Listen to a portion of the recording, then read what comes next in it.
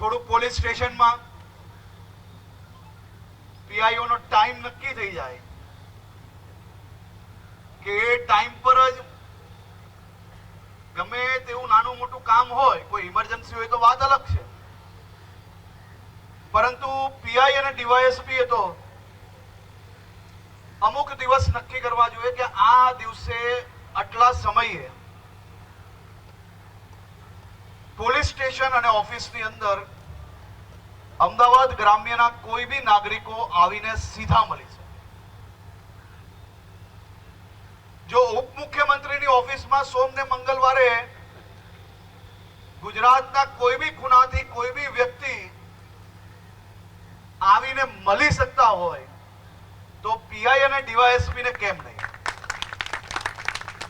અને હું માનું છું કે ઉચ્ચ અધિકારીઓ જ્યારે પ્રજાને ડાયરેક્ટ મળશે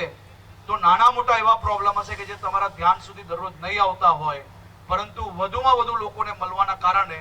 આ પ્રોબ્લેમો બી તમારા ધ્યાનમાં આવશે અને ભવિષ્યની અંદર આપણે એ પ્રોબ્લેમોને બી સોલ્વ કરી શકશો। પરંતુ લોકોને મળવું તો પડશે।